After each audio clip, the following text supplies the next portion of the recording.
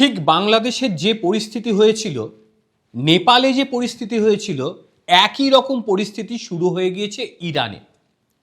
এক কথায় বলতে গেলে ইরানে ৩ বছরের মধ্যে এত বড় অস্থির পরিস্থিতি তৈরি হয়নি। মানুষজন রাস্তায় বেরিয়ে গিয়েছে, ব্যাপক বিক্ষোভ, অগ্নিসংযোগ, পুলিশ লাঠি বর্ষণ করছে, কাঁদানে গ্যাস ছুটছে, এমনকি রাস্তার মধ্যে সৈন্যদের ট্যাঙ্ক পর্যন্ত নেমে গেছে। আজ্ঞে হ্যাঁ, পরিস্থিতি এই পর্যায়ে সেখানে দাঁড়িয়েছে। কি দাবি সেখানকার মানুষজনের?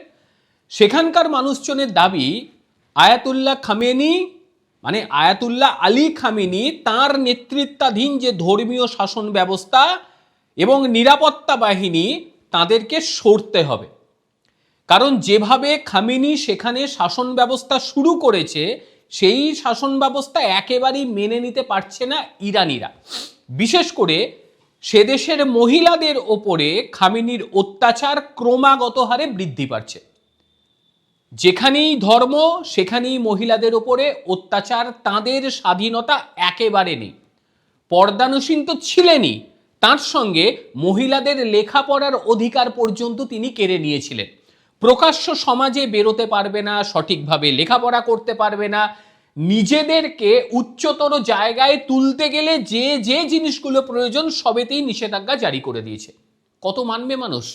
মানুষ মানতে পারেনি, যে কারণে তারা রাস্তার মধ্যে নেমে গিয়ে বিভিন্ন শহরগুলিতে তারা বিক্ষোভ প্রদর্শন শুরু করে দিয়েছে। একই সঙ্গে তাদের বক্তব্য যে মোল্লাদের সরতে হবে, মানে খামেনির অনুগামী যারা, তাদেরকে মোল্লা বলে, এটা আবার অন্যভাবে নেবেন না। এবং স্বৈরতন্ত্রের যে শাসন ব্যবস্থা সেখানে চলছে, সেই শাসন ব্যবস্থাকে সরিয়ে ফেলতে হবে। এইবার অনেকের একটা প্রশ্ন হতে পারে, যেভাবে বাংলাদেশে হলো, যেভাবে নেপালে হলো, ঠিক একই রকম পদ্ধতি এখানে কেন ব্যবহার হচ্ছে? আপনারা যেটা ইন্ডিকেশন দিচ্ছেন, ঠিক এইভাবে বিশ্বের অন্যান্য রাজনৈতিক বিশ্লেষকরা সেটাই বলছে। কারণ আপনারা জানেন যে কয়েকদিন আগে ডোনাল্ড ট্রাম্পের সঙ্গে খামেনির একটা বড় ধরনের সংঘর্ষ বেঁধেছে। ডোনাল্ড ট্রাম্প আক্রমণও করেছে। বারংবার ডোনাল্ড ট্রাম্পের তরফ থেকে বা আমেরিকার তরফ থেকে বলা হয়েছে যে খামেনির হাতে যেন কোনোভাবে পারমাণবিক শক্তি না পৌঁছয়, এবং সেই পারমাণবিক তাদের যে গবেষণাগার, সেই গবেষণাগারকে ধ্বংস করার জন্য রীতিমতো উঠে পেরে লেগেছিল আমেরিকা। সেটা সফল হয়েছে কি হয়নি আলাদা বিষয়, কিন্তু আমেরিকার বদান্যতায় যে এই বিষয়গুলো সেখানে ঘটছে, এটা নতুন করে বলার কিচ্ছু নেই। কারণ আমেরিকা ভেতরে ভেতর জিনিসগুলো খুব ভালো অর্গানাইজড করতে পারে।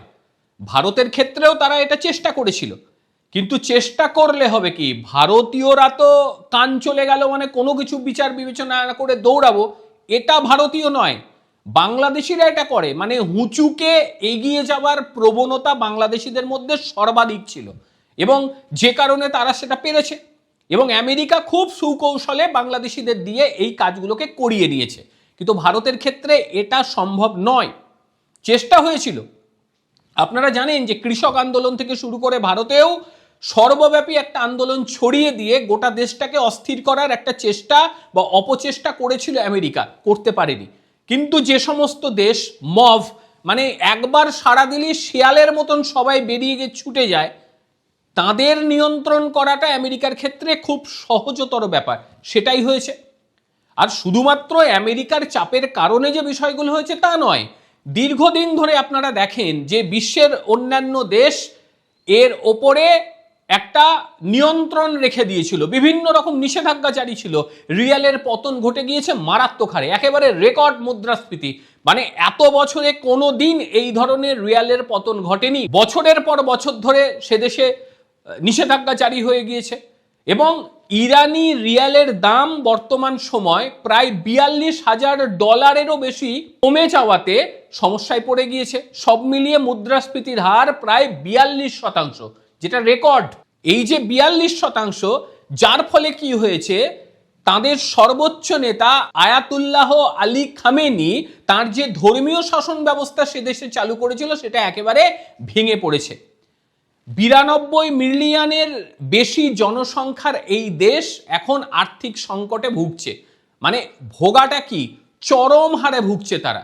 তার কারণ সেখানে কোনো শৃঙ্খলার ব্যবস্থা নেই, সব কিছুতে ধর্মীয় আচরণ বিধিকে সেখানে নিয়ে আসার একটা বড় ধরনের অপচেষ্টা চলে, যে ক্ষেত্রে মানুষ যেমনভাবে অশান্তিতে রয়েছে ঠিক একইভাবে মানুষ তো খাওয়া দাওয়া করবে, কিনবে, খাওয়ার জিনিসের দাম অত্যাধিক হারে বেড়ে গিয়েছে। একই সঙ্গে ঔষধ এমন পর্যায়ে পৌঁছেছে যে নিত্য প্রয়োজনীয় জিনিস থেকে শুরু করে খাদ্য, ঔষধ সাধারণ যারা ইরানিরা রয়েছে তারা কিন্তু একেবারে কিনে উঠতে পারছে না, কারণ রোজগার নেই। ইরানের ওপরে বিশ্বের বহু দেশ নিষেধাজ্ঞা আরোপ করে রেখে দেওয়ার কারণে ইরান এখন রীতিমতো সমস্যায় পড়ে গিয়েছে, মানে একেবারে ভিখারির দশায় পরিণত হয়েছে। এবং এই অবস্থা থেকে সাধারণ মানুষ তারা চাইছে যেন তারা বেরিয়ে আসতে চায়, এবং সেই কারণেই এই আন্দোলনের মধ্যে আরো বেশি ঘৃতাহুতি হয়ে গিয়েছে। এবং সেখানকার ব্যবসায়ীরা বা ছোট ব্যবসায়ীরা, বিভিন্ন প্রতিষ্ঠান, তারা তেহরানে তারা বিক্ষোভ প্রদর্শন করছে, ইসফাহানে সেখানে তারা প্রদর্শন করছে, সিরাজ এবং মাসাদে সেখানে রাস্তায় তারা বেরিয়ে গিয়েছে এবং ম্যাসিভ প্রোটেস্ট। এবং এই প্রোটেস্টটা অনেকে দেখেছে এর আগে 2022 সালে। তখন কি হয়েছিল? 2022 সালে ইরানের যে পুলিশ, তাদের হেফাজতে মৃত্যু হয়েছিল সেখানকার নেতা মাহাসা আমিনির। সেই মৃত্যুর পর কিন্তু ঠিক একই রকম পরিস্থিতি সেখানে লক্ষ্য করা গিয়েছিল।